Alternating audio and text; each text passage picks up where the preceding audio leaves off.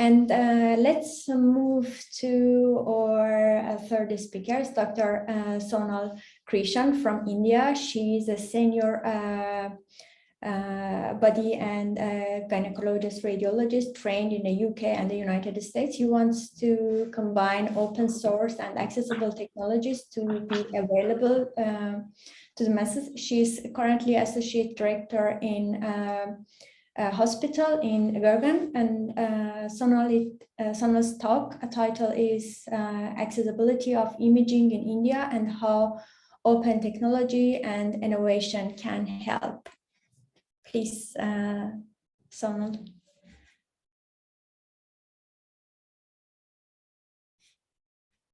Can you hear us? Yeah, can you hear me? Yes, yes. Yeah, so I'm just sharing screen. Thank you.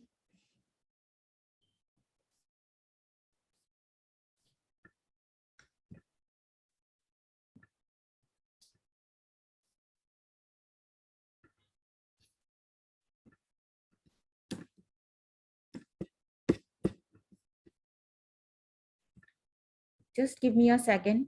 Can you see my talk? Not yet. Can you see? Huh? Not yet.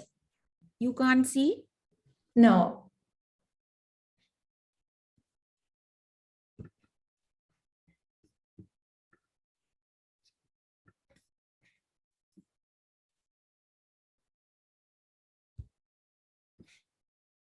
Sorry, just give me a second.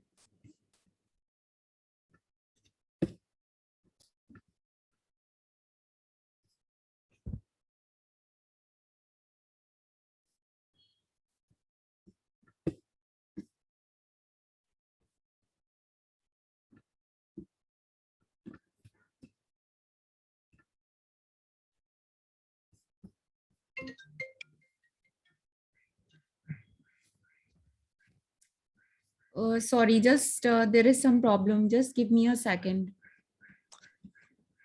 Okay, so in the Can you see meantime, now? no, we cannot see. Oh, yeah, yes, but we do not see the header. Yes, we do not see the whole presentation. Just give me a second.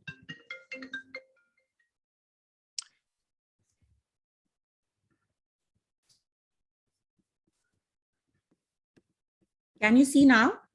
Yes. Yes, we can. Okay, yeah. Perfect. Thank you. Yeah, no worries. We can see fine. Yeah. Thanks. So just a minor correction. I am a gastroradiologist and a body imager. Medanta Hospital in Delhi, Gurgaon in India, and I have nothing to disclose. So I'm sorry I can't share my video because of the internet connectivity issues where I am placed in the hospital. And it's a working day and it's a beautiful morning. We have sun shining. So I have a very short talk. The reason for this is I have worked in the UK and US, and it's very scientifically driven, and we do have very scientifically driven processes in place if you were in Delhi. But my remit, and as I'm growing older, is that if we have to bring what is being done and it is going to affect society at a large, especially in South Asia, Africa, in countries where which are developing, which are not like grossly poor, but there is a drive to improve healthcare. I'm just going to present like a roadmap of what is there in India, to just tell the researchers as to what they should look beyond what they are doing. So it's a very short presentation. The reason is to allow more Q&A to happen. And I just also want to give a small overview that Medanta Hospital is like any other big tertiary care center in US and UK. But I volunteer my time in other radiology setup, pro bono. And you would be surprised to know that there is just one MRI. This is just 1 hour from where I work. Just one MRI for a population of 16 lakhs, which is 1.6 million people. So, and I was discussing with Sanam in the morning, if she remembers, that and there are electricity outages. So like we don't have 24-hour electricity. So we need setups which can work maybe on a DC backup, on battery backup, where the 24-hour electricity will not be there. So I'm just going to present you a brief overview of what I think are the gaps in accessibility of not just MRI, but imaging in India, and how open technology and innovations can help. And it's basically to get the industry and academia to work together, not just publishing papers, but actually make changes in ground. So I don't have any disclosures or conflicts of interest pertaining to this presentation. So if you can see, if you see that 60% of the population in the rural setting in India has access to 10% of imaging. So there is a big time and distance gap. The reason I say both time and distance is because sometimes it could be near, but for example, there could be flooding. There are lots of gaps in terms of, it could be a hilly area, even though it is just a kilometer away, but the road is not good. There is a lot of equipment gap. So I'll be presenting data. We have in India what is known as the planning committee, which is the Niti Aayog. Niti Aayog in the Indian language, Hindi means that it's a technology think tank which has been set up and had people from US and big institutes in India and Chicago and Massachusetts of Institute of Technology to brainstorm and set up things as to how medicine can progress, not just imaging. There is also a big human resource gap. For example, while people want to work in Medanta, where I work, just an hour away, which is what is called Mewat, where I work, where I volunteer, we have failed to recruit a radiologist for the past 2 years. There is also an economic and social gap. So the availability gap in India is very high. I'll just present data. So neither do we have NHS, nor do we have complete insurance-led system. So it's a mixed match, and it's just a step shorter of the chaotic setup.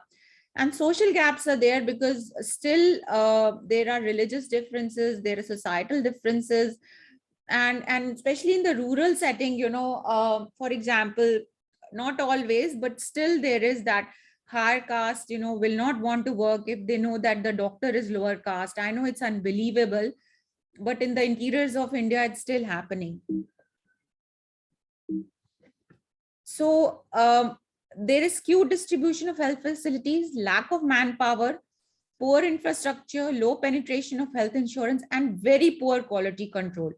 So the EIBR, the reproducibility, whatever was talked about is very good on paper, but it is not good if it is not implemented.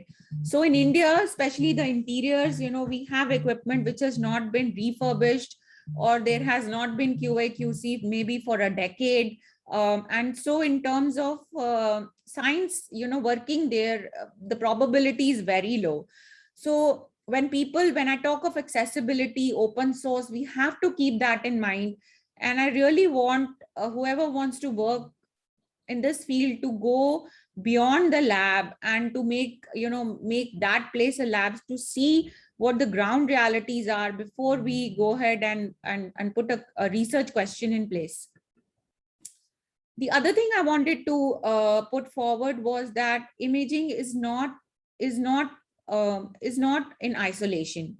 As the speaker before me said, he said, as a radiologist, we cannot just say that, okay, diffusion weighted imaging, one of the papers he presented, affects outcome in say glioma, or I do liver imaging. We cannot say that multi-parametric liver MRI is going to affect outcome in HCC without taking into account the other parameters like AFP or the patient's quality status, or baseline performance status, or is he an alcoholic, not an alcoholic, is he a smoker?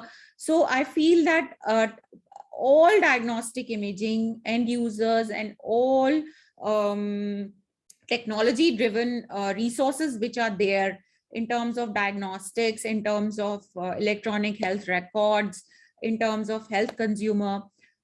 We have to see and have the vision to see where it fits in. For example, there is a lot of AI driven research and it's being published, but it is being done, for example, in 3 Tesla MRI scanners, 1.5 Tesla MRI scanners. It's very good to say, okay, we are detecting gliomas and they're going to affect patient management. But at the end of the day, in a country where 1 MRI is available for one population of 1 million or 500,000, we have to prioritize as to how it will fit in the bigger scheme of things. So the clinical question and the research question has to be not just getting more information or not just, how this new thing works, but also will it actually affect patient care? Will it actually improve the outcome? Will it actually affect the society at large? So this is to tell you how the health system works. I'll be telling. So traditionally in the government setting, you have a primary health center, you have a secondary health center, and you have a tertiary healthcare. So most of the centers is where the tertiary healthcare usually has imaging, but you'll be surprised to know that even now the government has not brought in CT and MRI as an essential radiology diagnostic equipment. It is available in most of the centers, but it is not part of the what is called the Indian Public Health System standards, which was set in 2012. A lot of CT and MRI is available in district health centers, but it is not an essential requirement. As far as primary and secondary care goes, it's a mixed match. A lot of times, for example, I would say the biggest example was COVID. A lot of care was provided at primary and secondary level because the patients just couldn't reach the tertiary centers. So a lot of emphasis went into mobile care, where we had portable oxygen equipment, portable high dependency units, and which was provided so that it doesn't overwhelm the tertiary system. Here, the imaging did not play a big role during COVID. The reason was we have standalone CT centers, and the system was so overwhelmed that we just couldn't take them. So if we have to bring in MRI as part of the patient care pathway in the secondary and primary healthcare, we have to bring it at policy level, and the questions have to be asked: is it going to affect policies, especially, for example, in non-communicable diseases, in stroke management, in ischemic vascular diseases, in oncology, for example, prostate or liver. At present, in most of the centers, the working bread and butter or the working horse is CT. So this is to tell you the distribution of hospital services. So you will see that there is a big gap in rural and urban, and you will see that in the urban setting, private facilities still account for the majority, and the private facilities are also there in rural settings, but they are not as well available as the urban setting. But still patients prefer to go to private facilities. So this was published in Lancet in 2016. More than 2.4 million people died in India in 2016 due to conditions that could have been treated by healthcare.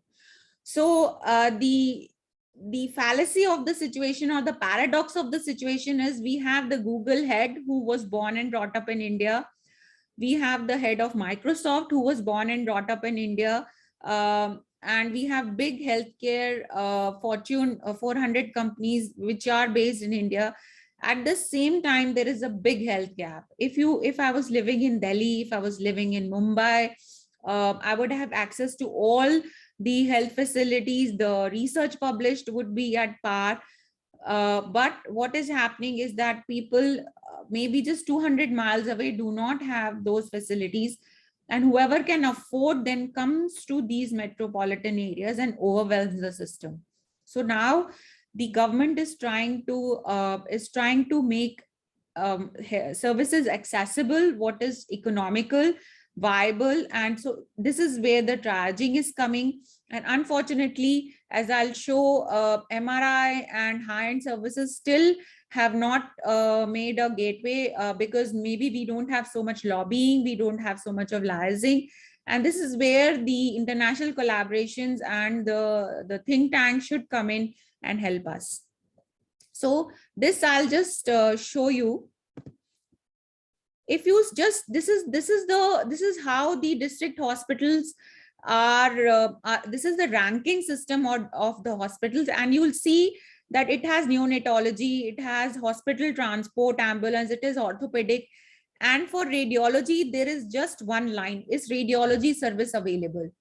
It does not distinguish between X-ray, it does not distinguish what radiology service is available. It does not tell whether we can have interventional radiology service available. It does not tell whether we can have coronary angiography, whether we can be part of the trauma setup, whether we can be part of the stroke protocol, or whether we can be part of the chest pain protocol. All these things are there where I work. But unfortunately, in the government policies, it's just one blanket line radiology. It is not distinguishing it as part of the, say, stroke services or critical care services. So this is where we need the open source accessibility combined with public policy, combined with the collaborations, combined with pressure on the government to bring it.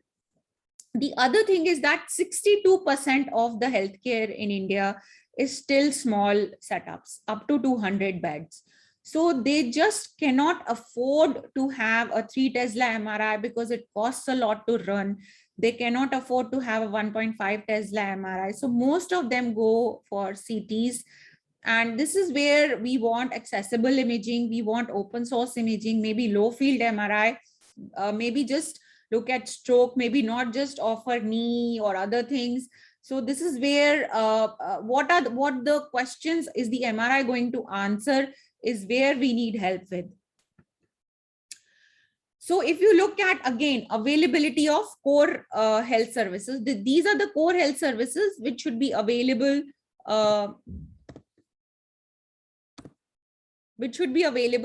in the secondary setting. And you just see that they talk about public health unit, they talk about dental care, they even talk about dermatology, there is ICU, but it's just one blanket radiology.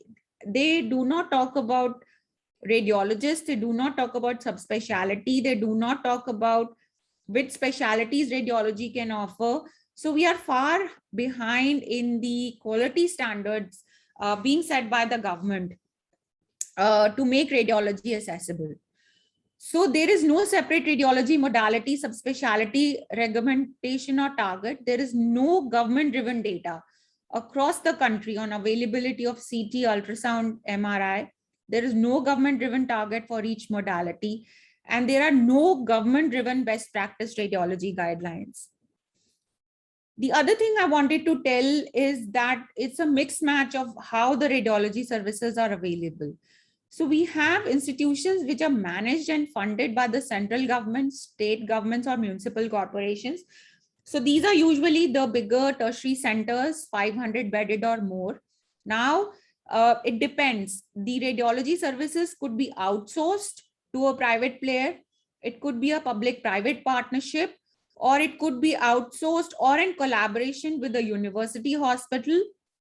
Then we have private hospitals managed by big business corporations, where teleradiology has come up in a big way. For example, they set up the CT scanner. There is a basic radiographer who's there, but the CT studies or the MRI studies are read by somebody, say, sitting in a metropolitan area. Then private diagnostic imaging services, where only a single radiologist has invested. So usually these are rural or semi-urban setups where that person has chosen to go, and depending on their economic power, usually there are 2 or 3 people. And then small X-ray clinics. So this is the bread and butter in villages and hamlets, where they just have a basic digital X-ray, or they have a ultrasound setup on which most of the questions are answered. And then if there is any doubt or if there's any oncology management, it is referred to a bigger center, that is number one. So this is a government published data, and along with Siemens and Indian Indian Radiology Association, we had around 4,000 CT scanners. This is a decade old, and we had around 1,000 MRI scanners. So this is a population which might, or is in all probability, going to overtake China. And this is, again, we have given one of the best brains to the world. A lot of Silicon Valley companies are being headed by Indians, born and studied. But this is a big paradox that we still do not have as much CT and MRI scanners as we need. Now, this is to show you that this is a government published data. And again, you will see that the government is just publishing data of radiographers. They are not talking about technologists, whether it's CT technologists, whether it is ultrasound technologists, whether it is MRI. And still you will see that 161 are sanctioned and there is a 21% shortfall. And in 2019, 140 were required and there was 100 shortfall. So this is across all the states in India. India is divided into 25 plus states. And this is the data. So even with the existing government data, there is a big shortfall of human resources. So what we need in terms of technology is things which are basically plug and play, which require less electricity, which can run on, say, a basic generator, on inverter, on solar energy, which is plug and play, which requires minimum technology input. And ideally would be, you know, that it comes up with some basic imaging output. For example, patient has bleed, or a patient has SAH, or has stroke, or cancer. You know, big questions can be answered so that patients can be triaged immediately. So, as I said, that we have to be able to provide point of care diagnostics, not just MRI, where MRI fits in the scheme of things, able to run with minimum infrastructure, plug and play, and automated preliminary reads. Basic data set, what it can and it cannot do. So there are big gaps. Like, there are a lot of companies. There has been a big deluge of startups. We have Queer et al. Lots of companies doing machine learning, looking at detecting TB. But the reason it has not scaled up into what I would say is commercially viable, they have lots of hedge funds being provided to them. But the problem is that it's not as a part of package of the disease condition, clinical diagnosis and treatment. So if it doesn't fit in the bigger scheme of things, if it's just a standalone thing which has to be bought, which has to be run by a radiographer, which has to be interpreted by somebody, which will require 24-hour supply, you know, it cannot be implemented where it needs to be implemented. Yes, we will have publications in RSNA. Yes, it may be shown off in Siemens. Yes, maybe there is a you know, such a machine in maybe where I work, but it is not affecting patient care per se, and it is not affecting health policy in India especially. So I think what I feel, especially a country like India, you have to have primary imaging, secondary imaging, and tertiary imaging. So likewise, how MRI will fit in primary care. So what are the accessibility challenges for primary care? How open source can help in MRI primary care, how it can help in secondary care, and how it can help in tertiary care.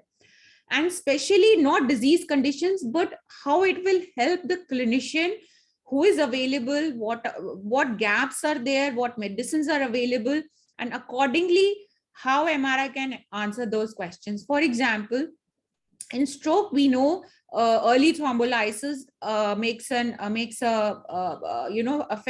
has a very strong impact on patient outcomes.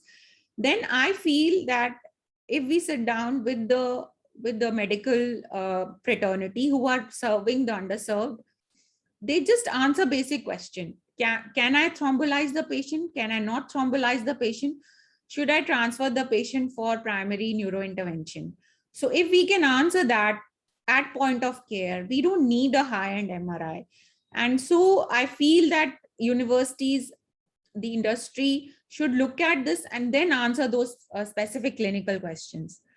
So I kept my talk short, specifically the reason being that what happens is that we show all the high-end stuff which is happening in India and specifically where I work, but I strongly feel that accessibility is not reaching where it should reach.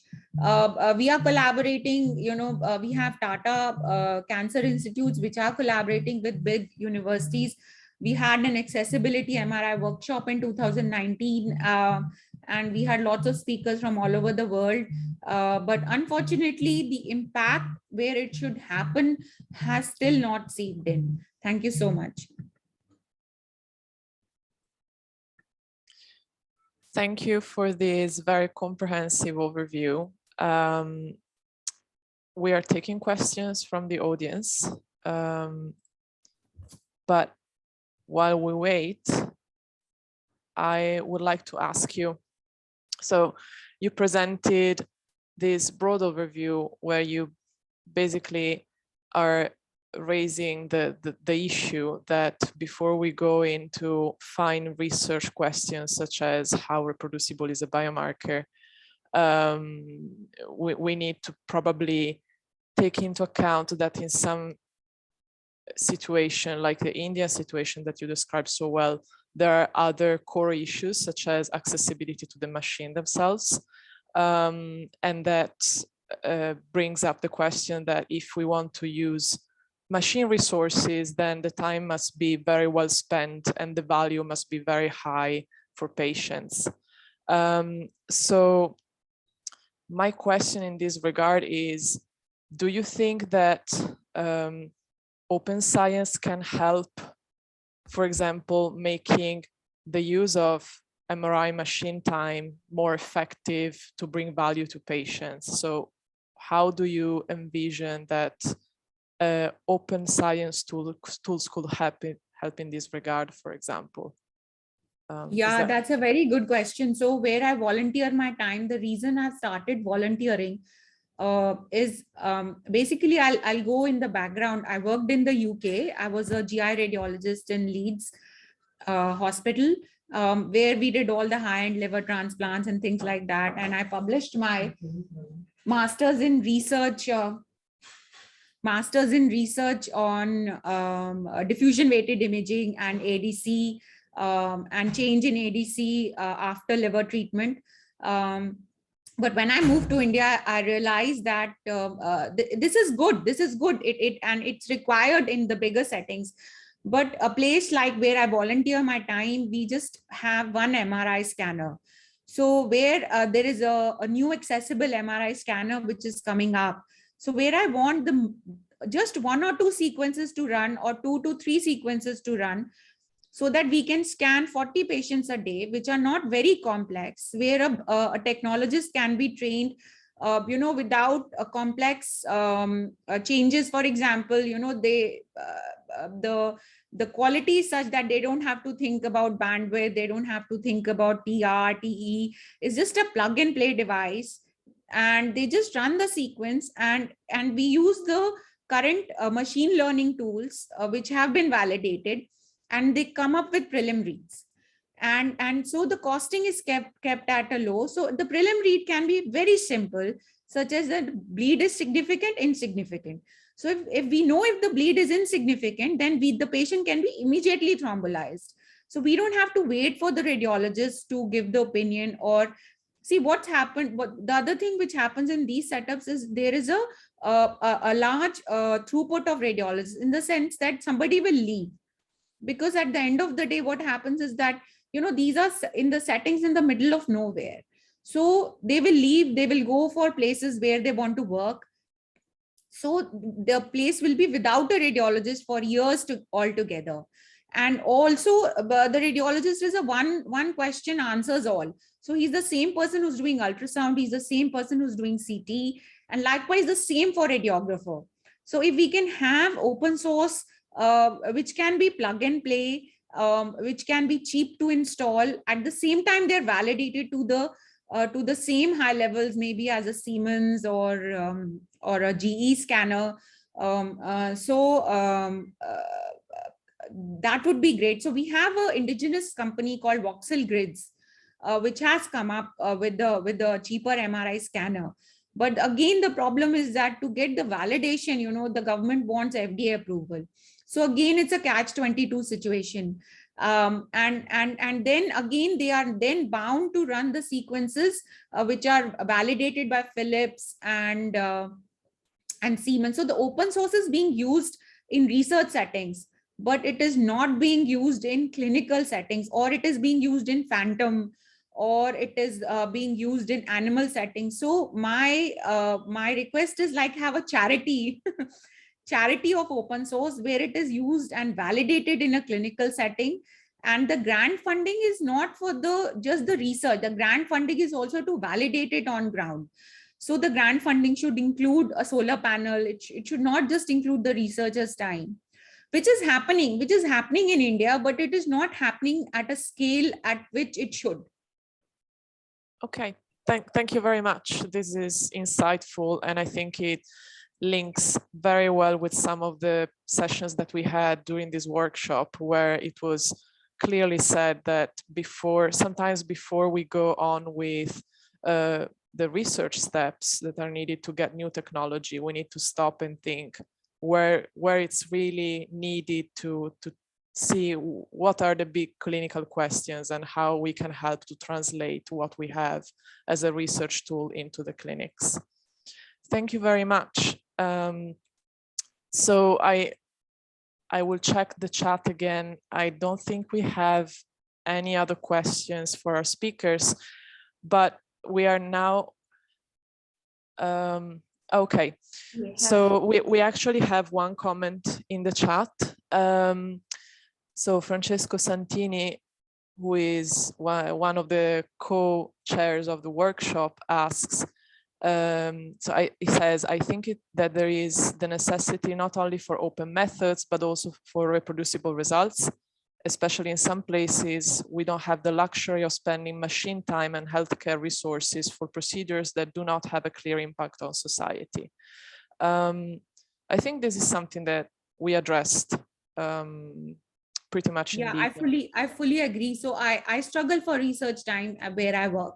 So the things are moving forward in India, but and that's the reason a lot of researchers get driven as postdocs to universities in the US and Europe, is because they struggle for research time. And the second thing is that the other drawback is that now accessibility is getting some I would say camera time or some show time. But if you look at the RSNA abstracts, if you look at the ESR abstracts, a lot of them, even on machine learning or pulse sequences or other abstracts, even ISMRM, they now have a small on accessibility, but majority is driven to what are the questions, say dementia or aging, which is good.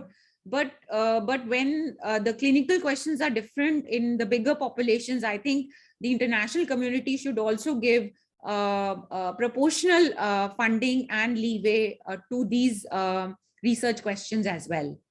Yeah, absolutely. Okay. Thank you very much. This was excellent, very interesting. And with this, we are closing the portion of this session dedicated to talks.